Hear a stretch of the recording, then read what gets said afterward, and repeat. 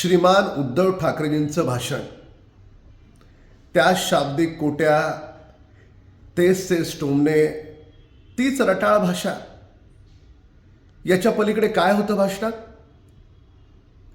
म्हणजे काळाराम मंदिरामध्ये भगवान रामाचं दर्शन घेतल्यावर निदान आमच्या परमेश्वराबद्दल, रामाबद्दल जे वाईट बोलतायत, प्रभू रामचंद्र मांसाहारी होते असं बोलतायत, प्रभू रामचंद्र हे काल्पनिक आहेत असं म्हणणाऱ्यांबद्दल एक शब्द उच्चारला नाही तुम्ही. म्हणजे ह्याला घाबरता का? हिंमत नाही तुमच्यात? काय अर्थ लावायचा महाराष्ट्राने? आणि आपण मोदींबद्दल बोलणार, त्यागपूर्ण आणि समर्पित जीवन, सगळं आयुष्य राष्ट्रासाठी, ही त्यांची ओळख आहे.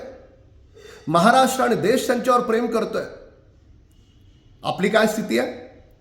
घरातून बाहेर न पडणारा, स्वतःचे सगळे लोक सोडून गेलेत, उरले सुरलेले कधी जातील याचा नेम नाही, रक्ताचे नातेवाईक सोडून गेले, ही आपली ओळख. आणि आपण मोदीजींबद्दल बोलणार, भ्रष्टाचारामध्ये नेमकं काय करायचं शिल्लक होतं?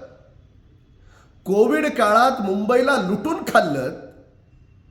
अहो, गोर गरीब उपाशी मरतील म्हणून त्यांना त्यांच्या पोटाला द्यायची खिचडी, त्याच्यात सुद्धा पैसे कमवणार आहेत तुम्ही. आणि मोदीजींबद्दल बोलणार, नैराश्य आणि हताशपणा, एवढं आणि एवढंच तुमच्या भाषणाचं वर्णन करता येईल.